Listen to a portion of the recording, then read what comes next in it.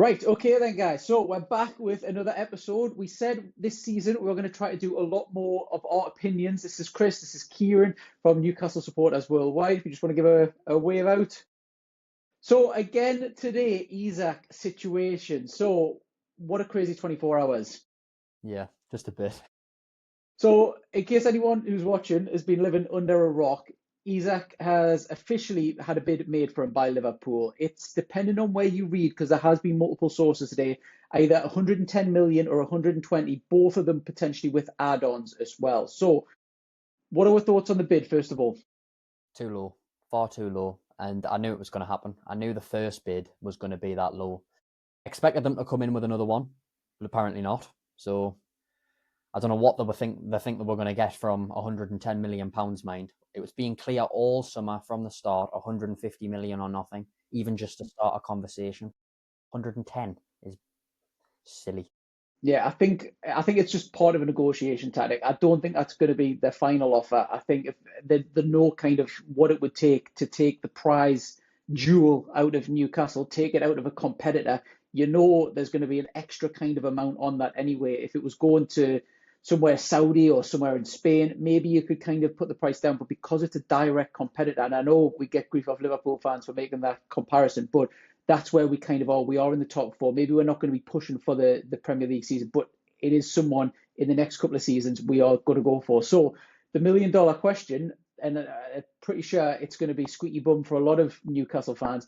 Is there going to be a second bid? What do you think? I think so, yes. What's it going to go to? I'm going to say 130 million. That's, I think, the maximum they'll go. And I think if Isak truly wants to move, there's the potential maybe that we'll have a conversation. Because I don't think, Keith Downey said it from Sky Sports as well. He said he doesn't think that Isak will go for 150 if he does. You'll be very surprised if that happens. I think around about 130 would be the next bid if they put another bid in. Yeah. I think they're going to inch it up and inch it up, but I think really what we need to be doing is we need to be a little bit proactive on the Newcastle side and speak to them and say, listen, yes, if you want to get this deal done, this is the price. You can faff on as much as you want, but we need to reinvest this money. So the longer this goes in the transfer window, the less likely we are to accept the bid. So what I would be saying to them is I'd say, listen, this is the price we want, whatever it is internally that is for Newcastle. This is the deadline where the deal needs to be done. In the meantime, we're going to work on other deals and stuff like that. If you can't do it, no problem. We're happy to keep Isak, not a problem. But we can't drag this on forever.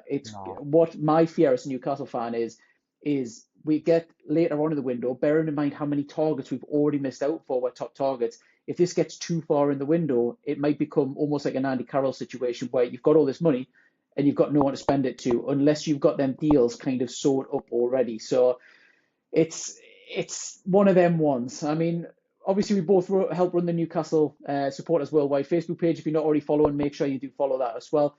What's your gauge on what the Newcastle fans' opinion on Isak is? How would you feel it kind of is at the minute? I think it's mixed. I think the majority feel a bit let down by Isak. I think the majority do. I think there's a small minority who might think like you feel for him a little bit. But my opinion on it is I feel I'm in the majority. I'm a bit let down by Isak. I think the way that the whole situation's been handled is a bit wrong. But again, we haven't even heard from him. Like, we haven't heard from Isak himself. And if he does end up staying, he's going to have to speak up at some point. So my opinion on it is wait and see until the season starts, and hopefully we'll have some clarity, whether that be from Isak, whether that be from Eddie Howe, whether that be from the club, because the club haven't said anything. They literally have not said a single thing, and the fact that they haven't is a bit worrying.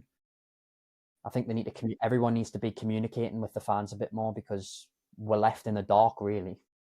Yeah, it does seem to me a little bit 50-50 with the Newcastle fans. I think we've seen a lot of on social media calling him a snake, all this different stuff. In my opinion, I'm probably as controversial or to go against a lot of it. I personally realise he is underpaid at Newcastle, realise we can't give him fair market value and stuff. So realistically, he is probably going to move. The concerning thing is how many others are going to follow suit a little bit, because obviously Tonali is probably underpaid. Bruno is. Well, wage structure is just not where we need it to be because of PSR. So I'm kind of on the fence with both of them. It always hurts when it's your club and you see someone wanting to leave, especially after he's been adored. You've seen all the war flag displays and everything like that. He's probably had more love put upon him than almost any player that I know outside of Newcastle in the Premier League. To get the displays, to get all the fan base against you, and then just almost spit in the face a little bit. I kind of get why everyone's calling him a snake and stuff like that. He is obviously, I think he's 25, is he? Maybe 26, something like that. If he's going to want to win trophies, which apparently is what his agent said, if he is going to want to do that, he is going to get the occasional maybe trophy with us because we are on the incline. He is going to get Champions League football, but is he going to get the Champions League and Premier League that he's itching for potentially? Obviously, it's not come from him, it's come from his agent. I feel from him a little bit, but hopefully he can stay for the project and kind of see he's going to make himself a Newcastle legend if he stays with us. If he goes to Liverpool and stuff like that, he's going to be one in however many. You've got a chance of almost getting a statue outside, almost becoming a second Alan Shearer. If he stayed with the rest of his career, he could be the superstar that Newcastle fans have been wanting for and have never gotten for so many years. But that's the question. Has he tarnished his legacy now with all of this? I mean, everyone can agree. Everyone can agree that he is not getting paid enough. Like, he's on the same wage as Matt Targett, who hasn't played in how long? Like, it's not good enough. But was it really worth kicking up a fuss, going and training with your old club and doing all these things for 1 year? You could have stayed for one more season and went next summer. You could have. And everyone would have been fine with that. I'm sure we can all agree that we would have respected that he wants to go to Liverpool, win like the Premier League, win the Champions League. And he's got more of a chance doing that there because we haven't showed. I mean, you've got to look at it from his perspective as well. Look at what we're doing in the market. We're not exactly impressing him. Like, we need to be showing more ambition because this is a project that we've handed Isak, we've handed Bruno, Sandro, all these players. And like you say, it's like, who's next? Because if we're not going to show this ambition, like, yes, we won a trophy last year. Like, that's amazing and everyone loves it. But it's like, you would expect us to respond to qualifying for Champions League, winning a trophy with some top signings, and we're not competing with these clubs like Liverpool, Man City, all these clubs in the market. We've signed one player, and no wonder Isak wants to leave. He's not getting paid enough. He's not being shown the ambition he was promised. But I think he's kicked up a fuss far too much, and I don't know, has he tarnished his legacy? I mean, I'll leave that for other people to decide, but yeah, I mean, you've hit another nail why I think Isak probably does want to be away, because obviously it's conjecture at the moment. We're only kind of putting pieces together, and some people are getting 1 and 1 as 3. It's all guesswork because no one's really come out. But has he kind of been sold a little bit of a, and I don't want to use the word false promise, but the false promise is because of the PSR that's kind of going around. So we probably has been told, listen, we're going to be on the up, we're going to be qualifying for Champions League in so many years, we're going to be winning the Premier League in so many years. This is the kind of plan. But have the owners not kind of, I don't know what the right word here is, but not really appreciated just how harmful PSR is? Because we've seen it this window. Yes, we've kind of saved up a little bit. We've kind of gone through selling our players and stuff like that. We've got this money to spend. Just because we've got the money to spend, it's the wages that seem to be the problem now. We're able to match Man U, match Chelsea, match even Liverpool with Ekitike and stuff like that. But they're choosing these other clubs, even ones who performed worse last season, purely because we just haven't got the wages to offer them and stuff like that. I mean, when you mentioned legacy as well, from a PR perspective, I think there's a lot of greyness to this. There's been no black or white, and it saves both parties at the minute. Because Isak's not really come out and said anything, you've kind of got that wiggle room that the club can come out and say with, oh no, he's really happy behind the scenes. He's never said a bad word, this, that, and the other. And likewise, the other way, it could easily be spun, whether or not it's happened for whatever reason. We give him permission to go and train with his former club. There's been no fallout. There's been no nothing like that. The fans will eat that up and say, well, there's been no issue, whatever. Doesn't matter what's happened behind closed doors, because it's happened behind closed doors.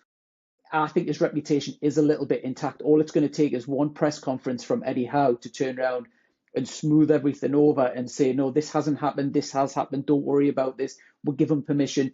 I think from a PR perspective, his legacy could very easily be turned around and be totally intact. And you could have even the fans who are calling him a snake from one press conference. I think everything could be right as rain. Yeah, we need to hear from him as well. I mean, do you think he'll sign a new deal?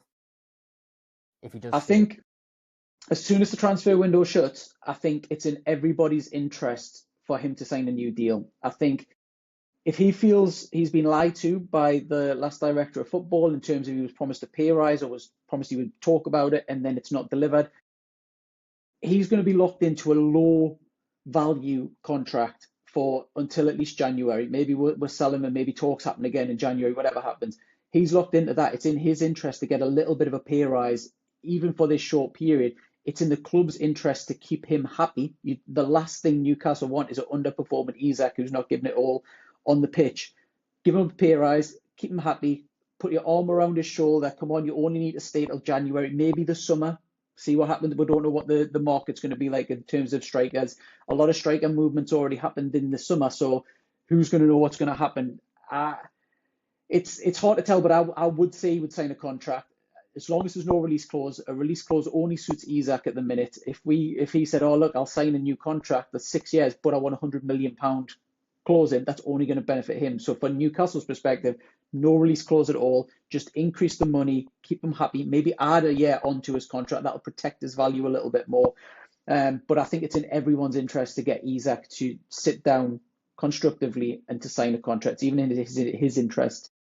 You have to think though, like Isak's probably lost a bit of respect for Liverpool as well if they don't come in for another offer because they've severely lowballed this like £110 million figure. Like they don't value him at the price that he's going for. So surely Isak's lost a little bit of respect for Liverpool here as well. And he might maybe have his head turned back again because of this. But it depends, like, if Liverpool do go back in for him, it'll change everything. I mean, there's loads to talk about on Isak. We'll talk a little bit more because there are some other little burning questions that I'll save for a little bit later. But I mentioned in the last video, obviously we're linked with Sesko. I thought he was the last remaining top quality A-class. If you want to class strikers, some are A's, some are B's, and some are C's. I thought Sesko was the last A-class person we were linked to in terms of striker. The rest of them, for me, are kind of B-list players and stuff like that. I said if we weren't going for Sesko, I wouldn't sell Isak and stuff like that. It does seem, are you getting the vibe it's Man U or nothing for him? Because it seems that Newcastle are still interested. That if you listen to reports all around everywhere, Newcastle are kind of sit and wait and see what happens. Are Newcastle in the back seat? How do you see it? I think we're still there. We're still waiting, like you say. But how many times have we seen it this window, man? Like, we'll leave it up to the player and then they just don't choose Newcastle. They just don't seem to want to do it. And I think it's going to be the same if we leave it for too long with Sesko as well. And if Isak does end up staying, he'll probably fancy a move more to Man United because they need a striker up front. And with us keeping Isak, I mean, you could probably play them up front because we were going to with Ekatike. But I think he'll favour a move to Man United, unfortunately. I think it's unlikely that he's going to come to us now that I've heard that Man United want to put a bid in for him and all this sort of stuff. Is it wages for you? Is that all it boils down to? Or is it because Man U are statistically a bigger club? They have had a bad last season. They're on the decline a little bit. The manager could be in free fall. He could be sacked in a few months' time and stuff like that. Is it just the wages? Is it the history of Man U? What's the appeal for going for Man U rather than an exciting project like Newcastle, which is kind of shown it's on the increase? The fan base is reignited. It's every box is kind of ticked for Newcastle to join them. Well, if you're asking for my honest opinion, I have no idea why players want to go to Man United. I mean, you've seen it. It's literally a graveyard for players at the minute. Any player that signs for Man United has their career just like even look at Anthony. He went there for 100 million. He was one of the worst signings ever. And then he's went to Real Betis and he was absolutely mint. Tomine, the Sancho, everyone who leaves. At Aston Villa, he was brilliant. Every single time a player signs for Man United, so I have no idea what the attraction is there. Likewise, Eddie Howe improves everyone. Exactly. Yeah. Even you could bring any player in with Eddie Howe and they'll look better than what they were before they joined Newcastle because Eddie Howe's just amazing at management. He really is. Like, he's such a top coach. Don't get us wrong, we haven't really seen from Ruben Amorim yet, but like, it's Man United. Like they haven't impressed. They haven't been improving players, and they're not doing well at all. Like they're not even in Europe next season. So what is the attraction? I don't know. I personally think it's money. I've obviously got the history and stuff, but like you say, for all the reasons, from a professional footballer's perspective, it's the least attractive option in terms of your career, in terms of your development, in terms of everything. The other two players, which it does, the more and more these days are going on, and obviously some of the papers were presuming that Isak was going, so the talk was who's Newcastle going to go for. It does, to me, seem like it's going to be Watkins Mm-hmm. and Wissa. Is Yeah. that what you're thinking, or can you see someone else, a curveball kind of coming in, or what? That's exactly what I think as well. I think if Isak was to leave, I think Watkins and Wissa 100% are going to be the two that we'll go for, especially if Sesko goes to Man United as well. I think we're left with, I mean, who's the other one that will be linked with? Jackson, Watkins and Jackson. And Watkins is English. Eddie Howe loves his English players. He's experienced. He's shown what he's able to do. Yet he's still not Sesko though, is he? And he's still not Isak. But other than Sesko, he is probably the only other good option on the market. Maybe he's not, like you say, an A-tier striker, but he's there. He's not many options out there to replace Isak with other than Watkins. And I think with Visser, it's like he wants to move, doesn't he? And he's pushing for it. He wants to come to Newcastle. And even if we keep Isak, I see that one happening still. I still see that one getting through the line. Yeah, both of the fees, if we pay what's expected, Ollie Watkins, say 60. I've seen somewhere it's 70 and stuff like that. Say we bid 60 and say we bid Visser, which is 40 million. That's 100 million on two strikers that will be coming up to 30 in the next year, 18 months. Now, you've got a lot of Premier League experience. You know exactly what they're capable of in the Premier League. I understand that side of it. I see a lot of comments on the Facebook page saying exactly that. Oh no, I'd prefer English Premier League proven, this, that, and the other.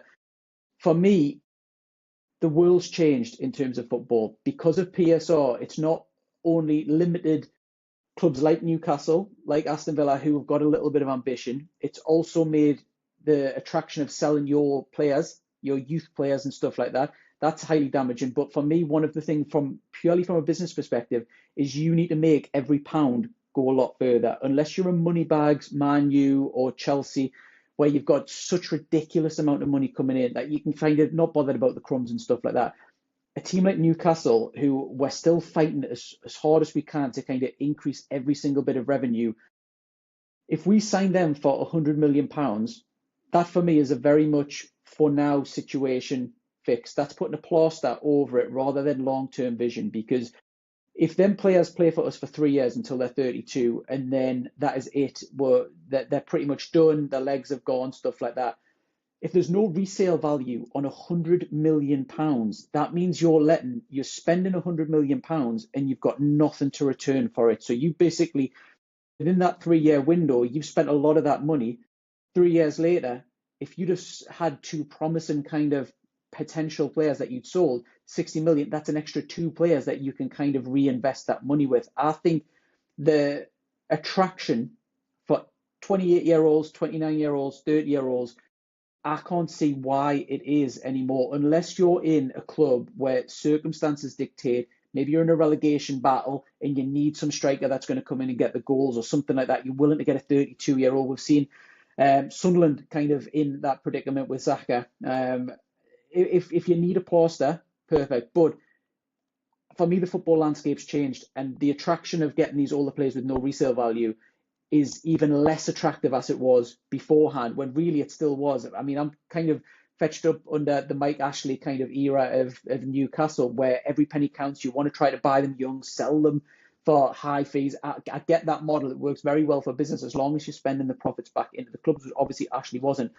For me, I think spending that amount of much money on two players that are coming up to 30 and the writing's on the wall a little bit for them, I think it makes terrible business sense.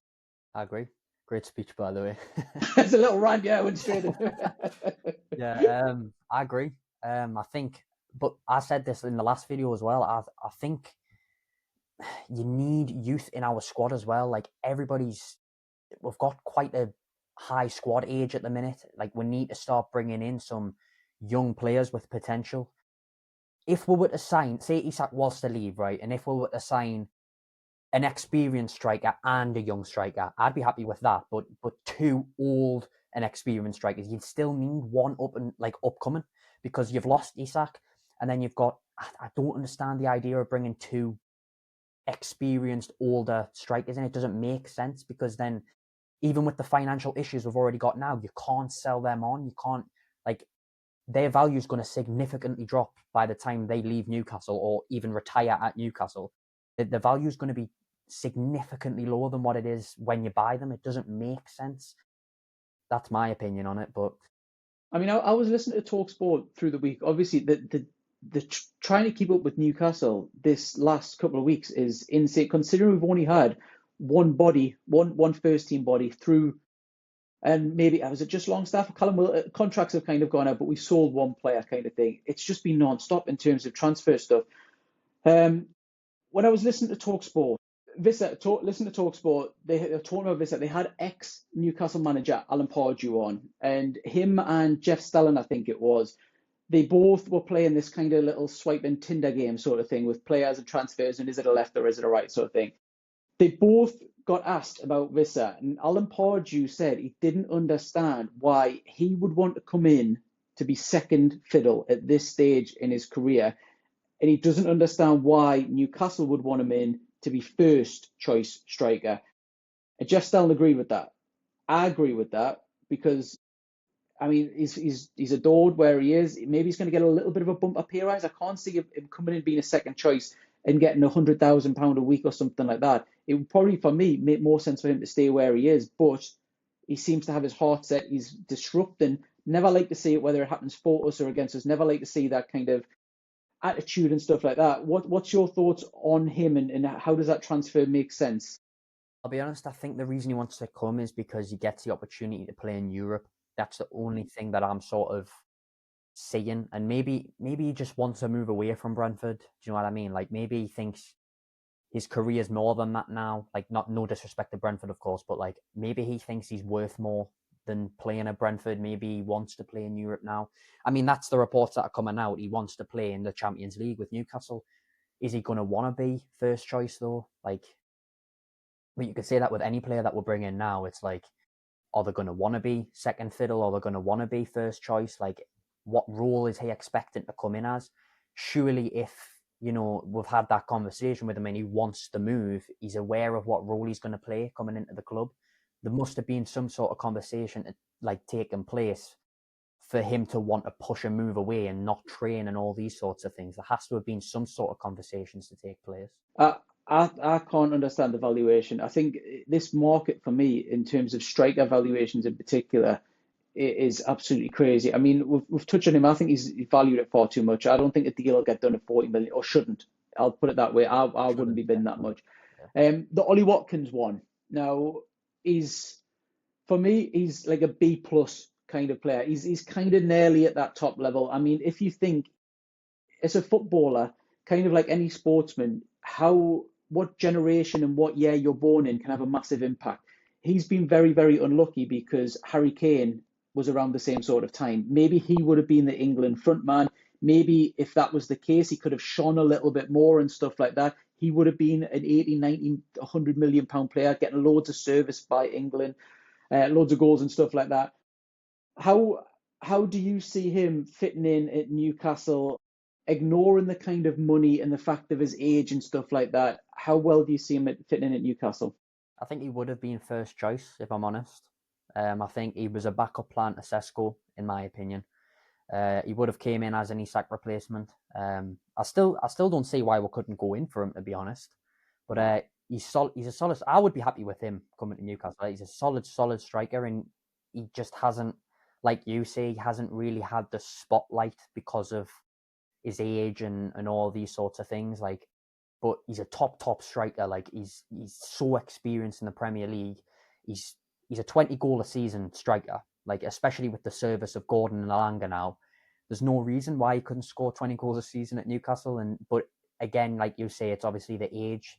You only have him for a couple of years. He's not like a long-term signing. He's there to put a patch over the situation with Isak.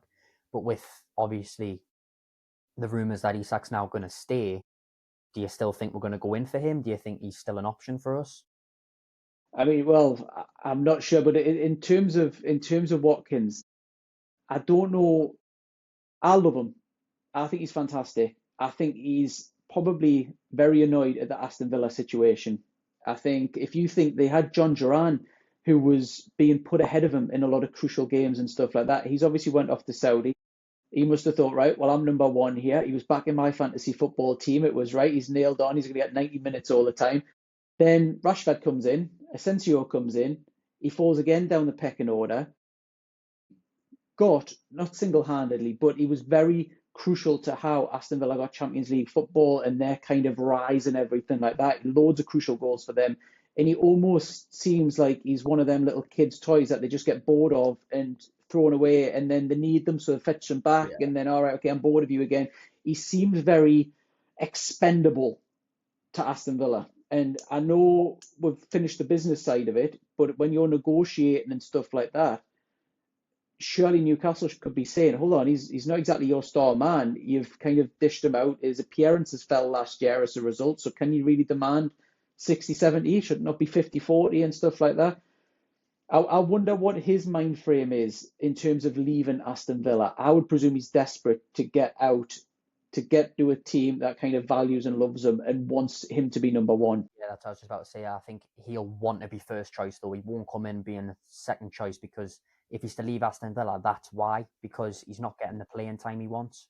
Like, I'm sure he loves Aston Villa. Like, he's been there for ages and ages and ages. But if he's to come to our club, he's going to want to be a first choice striker.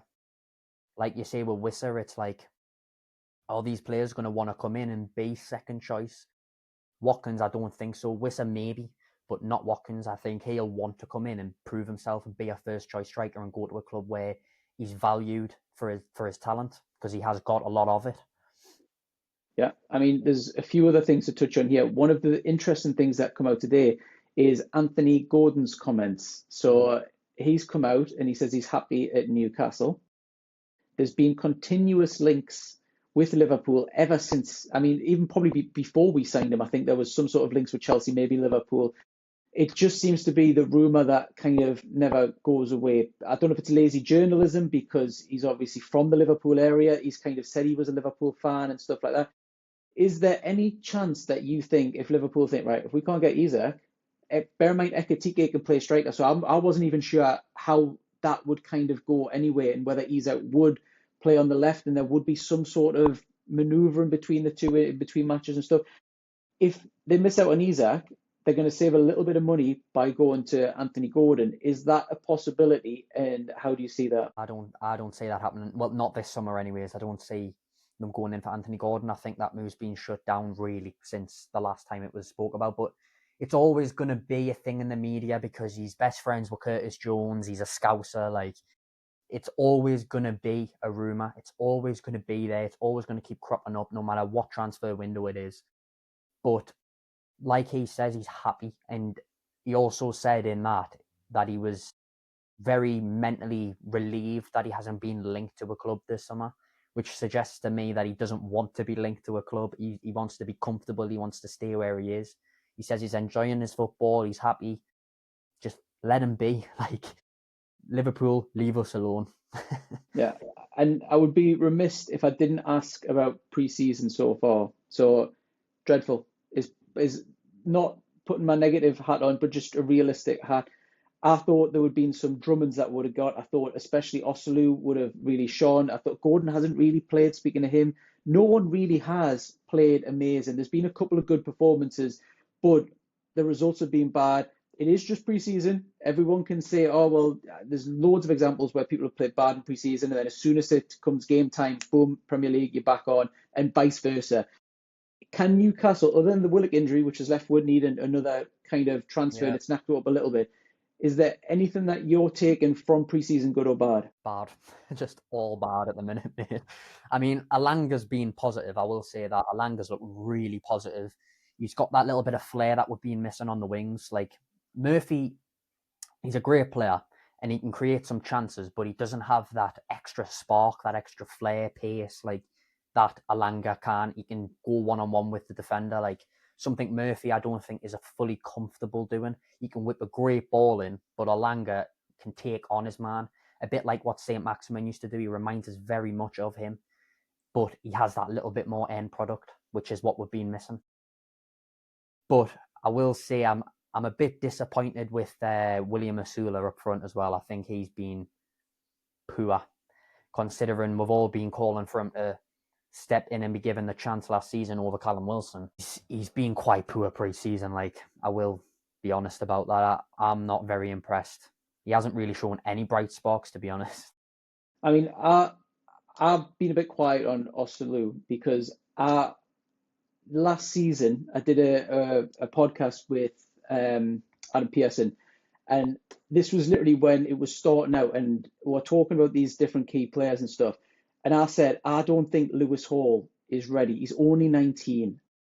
And I would fetch in Chilwell or someone who's a bit more experienced, and then would kind of fetch him in a little bit nicer. I have to eat my words with that because Lewis Hall had an absolute stunning season, much exceeded my expectation, everything like that. When I'd seen him play at that time, a couple of games in midfield and a couple of games on the left, he looked a little bit exposed. His defensive attributes have just gone through the roof. If you're looking at FIFA games, he's gone from maybe a whatever to whatever. His stats are crazy. I thought with Osulu, exactly the same thing. And maybe it's just me who thinks the young'uns have to be fetched through a bit more delicately and maybe should be shipped out on loan to be picked up playing week in, week out rather than 10 minutes here, 20 minutes there. Osulu, he's very energetic. He's running around, he's creating space. You can see he wants to kind of score and wants to do well for the team. Is he a 20 goal a season? Is he 15 a goal? Not for me, none of that. Whether he was good in this preseason or not, I would have probably stuck to the guns and said I would keep him around because we've got Champions League football. If we didn't get Champions League football, I would have said loan him out, maybe to Middlesbrough, somewhere like that. Develop and play him with men every single week, developing all his skills every single week. I know a lot of the fans who subscribe to the page and stuff like that maybe don't see the value of a loan. Every time we suggest a loan, it's almost, oh no, he needs to be kept around Eddie Howe and stuff like that. For me, there's huge reason to be sending someone out and playing rather than kind of just training and sitting on the bench and training and sitting on the bench and playing 5 minutes and then that's it. I think you would be great on loan at a championship club. I'm not going to lie. I think you'll get really good experience, a nice season at a championship club.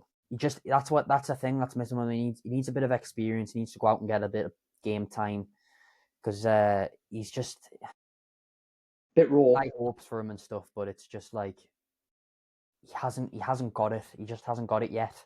He might have it in the future, but right now he hasn't. There's definitely stuff that I see in him where I think, 100%. he could definitely do stuff. There's a lot of skill set. He's really good on the left, like playing from the left. Can't remember what game it was. It was a cup game. I can't remember who it was against, but when he cut inside and scored that absolute cracker of a goal, that was like where we all looked at him and thought he's got potential, him. But then since he's come in, he's just been really disappointing.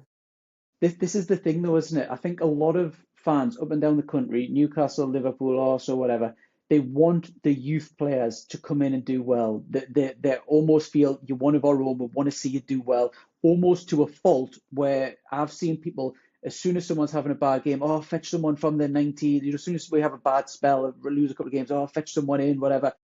I always think you have to be careful fetching them in. Have the pathway definitely, but be nurturing and fetch them in, and maybe let them prove that they can do it somewhere else, and then it makes it a little bit easier. Whether or not we loan him out, whether or not we do anything, comes back to Isak. So that's a lovely little segue. So we mentioned before we come on, there was a Craig Hope article. Do you want to go for that with the latest? Yeah. So apparently, it's been rumoured that Liverpool have strung him along in a way, according to Craig Hope. Apparently, he's been led a bit on and convinced that he's going to come to Liverpool and go to his dream move and all this sort of stuff. But then they've put a low ball offer in and basically walked away and left him stranded for nothing. So he's kind of now in a situation where he has to stay at Newcastle. He hasn't really got any other option. And they've kind of promised him something that he's not going to get. Yeah. And his head potentially has turned. I mean, Fantasy Yeah. football wise, he was the first person I had in my team. As soon as the game was announced, I was like, right, what's Isak's price? He's going in the team. I've took him out this week because I don't know if he's going to be at Liverpool or Newcastle, but then also if he is at Newcastle, what headspace is he in? Is Eddie Howe going to want to keep him fit if a transfer is pending? Stuff like that. We play Liverpool the second game of the season.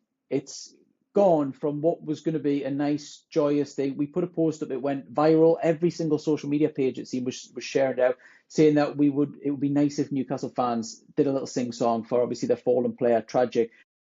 Now I think that the chances of that is zero, because not so much for the player, just because I think the fan base is at loggerheads right now. We're probably Liverpool, from what it seems in the comment section, has gone from someone Newcastle weren't really bothered about to almost a Sunderland-esque rivalry where it's just gone up and up and up and escalated. How dare they come in, unsettle our top man, whether he takes them or not, and stuff like that.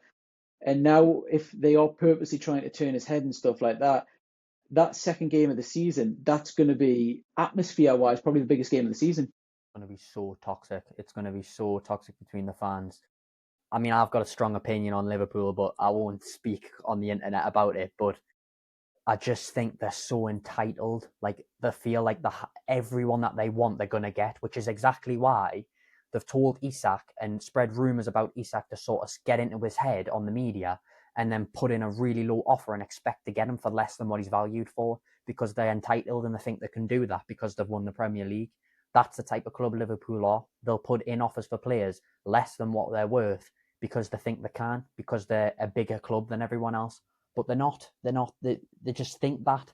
And yeah, that game, the fans are going to be, there's going to be fights, there's going to be everything, in my opinion. I think it's going to be nuts. And especially imagine if in that game Isak was wearing a red shirt. Imagine the atmosphere he would have got off our fans.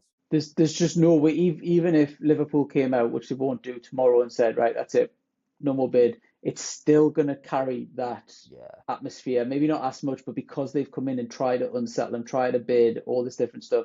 I mean, right now, according to Keith Downey, he's going to be training with Newcastle. I mean, it was a bit weird why he was training with his ex-club. I'd never heard anything like it. When I was listening on the radio, driving around places, they were talking about it. All the ex-pundits were saying, I've never heard anything like that. It's a bit weird, especially considering it's in a different country as well. It's not just like it's down the road or something like that.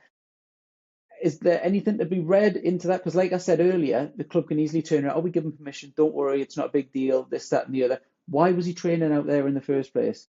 Well, that's a thing. There's been like reports that the club already knew about it and they gave him permission to go there. But this is what I was saying before. It's like, why haven't the club communicated that to the fans? Like why not communicate that? If there's rumours going around that he's there because of the speculation and because he's going over there because he doesn't want to train at Newcastle, then why can't the club come out and just say he's working with his team in Spain? Why can't they just come out and say that, communicate that to the fans? The next question I've got here, is Isak unsettled, do you think? Obviously, this is an opinion, because we've not spoken to him, we can't get inside of his head, we don't know for definite. Just everything considered, do you think his head is turned, and can you see him being brought back in with open arms kind of thing once the transfer window's shut and everything's done kind of thing? How do you see it? We've seen weirder things happen in football. I think his head is turned and he is unsettled, but one conversation with Eddie Howe and that could change. You never know what could happen in football. I think it's like a 60-40 chance that he leaves now. And I think if he stays, it's kind of like, is Eddie Howe going to be able to get his head back in the game? Is Eddie Howe going to be able to convince him that he's the starting striker still? Is he going to start? Like, is Eddie Howe going to have... Well, to be fair, he's come out and said that he loves Isak and Isak loves the players and he gets along well with the dressing room and all this sort of stuff. So it's like, do you think he's going to still start? Do you think he's still going to be walking into that training ground with his head high? Like, you never know. Like, even before all these rumours, it was rumoured that he was training alone as well. I don't know. I think he's unsettled, but it depends on how he handles that when he comes back. Or is the players saying him in a different way as well after all these stories? You never know, because we don't get told any of this stuff. Yeah, I mean, players very rarely will come out and say something divisive when it comes to transfers because it's not in any way possible their interest. I do get some people who I've seen some comments and stuff where they will say, "Oh, Isak, he always were to come out and say he would be stupid if he come out and said it to me because if he says I want to leave and then it doesn't work, he has to go back. And it's one thing speaking to the players and ex-pundits say all the time, oh no, we would welcome him back and stuff like that. We understand that he would want to go somewhere, blah, blah, blah. But the fans will probably, there'll be some, it'll split the fans. Some will say one thing and the other. A lot of the fans will not forgive him and stuff like that. And if if he speaks out, he's risking that potential. If he doesn't say anything, which he's not obligated to, there's no risk for him. It only makes sense. A lot of these players drip feed things through the agent so they can get away with them being the bad guy and me being the good guy. Well, I never come out and said it. My agent misrepresented, misheard, or whatever. So there is a lot of greyness rather than a black and white cut and loose sort of thing. I think his head has been turned. I think his head's been turned massively. I think he's had meetings with Liverpool. I honestly think he has. I'll say allegedly or whatever, but it just seems so coincidental how all this has come within that 48 hours from the Newcastle bidding for Ekitike to this, and then Liverpool, and then him saying he needs a pay rise. Saudi saying we'll give you 600,000 if you want to come with us, and then him saying no, actually I'd rather go to Liverpool. Well, it was about money 5 minutes ago, so I think it's definitely almost been kind of speaking of Liverpool. The groundwork's been done for Liverpool. I personally think if we can get this window shut and we can hopefully try to keep Isak a little bit happy, which I think is going to be unlikely because I think it's going to take a big bump on contract, and I think he will want to go in the next couple of windows. If Liverpool recognise that they need Isak, they need a striker or a left winger that can play strike, whatever kind of position they foresee him, they're going to surely want someone if they can't get Isak for that position going into the season. I think if they've identified him as someone that they're willing to spend £100+ million on, that's a key thing for their manager and a key area that they need to do. So if we can just hope that the window shuts and this hasn't been done, I would expect Liverpool to have to sign someone else. And then surely that knacks them up in January or the summer from being able to go for Isak because they've blown a lot of the budget on that. Yeah, apparently they're linked with Rodrigo as well, which that's not going to be a cheap transfer. That'll be like 70, 80 million. And if they're going to go, like if they were only putting 110 down for Isak, that's practically all their budget gone, and then maybe a bit left for a centre-back. That kind of shuts the door for Isak. But I also think they'll be able to cope with like Darwin Núñez and Ekitike up front for the season. But that all depends then on how does Ekitike perform up front on his own, because if he has a really bad season, they could end up going in for Isak again, regardless, because he doesn't live up Still to his need him. expectation. You never know. Yeah, and that's $1 million question because he's come in a little, probably a bit overpriced and stuff like that. I said it when we kind of bid. I said, oh, I definitely get him. And then I seen the price. I was like, oh, that's a bit heavy, especially for a club like Newcastle and stuff like that. I know we've been courting him for a while. I would never touch him with a barge pole now. The fact that he's turned me down so many times, it's right now at the point of humiliation. We literally cannot be going back in for him. The last question that I'll kind of leave it to is with Isak to finish on. Obviously, it's the hot topic of everything. If I give you £100 to spend and you had to spend it on is Isak going, is he staying? How are you splitting that £100? Are you saying £100 that Isak's definitely going to go and put it all on that? 50-50, 70-20, what would you say This summer, this summer? Yeah. ooh, I'm going to go 50 because of today's stories. I think it's less. Had you have asked us that question like yesterday, I would have said maybe £80 that he goes, but 50 now. I still think there's a chance Liverpool are going to come in, and I still think there's going to be a bid there, and I don't think the story's over. But I think we've got time now to get into his head. We've got time for Eddie Howe to speak to him and actually have a face-to-face conversation and have him back in training and playing with the squad again. I think there's more of a chance now that we can convince him to stay and that he does stay, but I still see it being 50-50 because if his head is completely 100% turned, he's going to Liverpool. No ifs, buts, or maybes. It's going to happen. I'm going 60 quid, 65 quid that he does go, just purely on the fact that I think if Liverpool are able to match, and that's out of our control, if Liverpool are able to match whatever price Newcastle won, Isak, he's probably got his bags packed, he's kind of ready to kind of shoot. That's what it boils down to. And I think they've been courting him for a while, they're interested and stuff like that.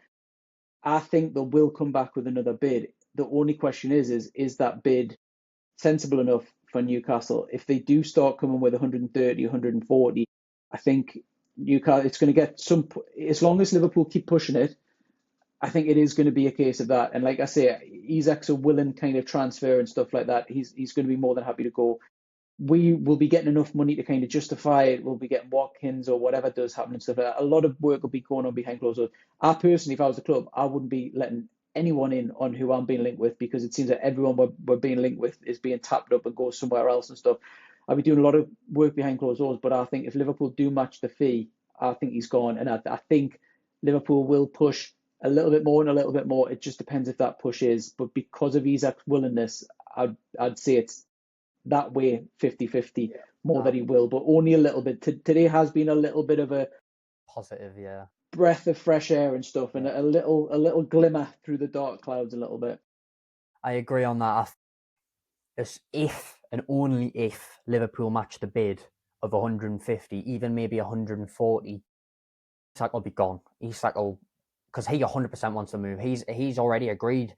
Like with Liverpool, he wants to go. Like his house was up for sale, apparently. If you believe some of social media, his house was don't know if it was his house, don't know whatever, but yeah, there was stories that was his house was up for sale.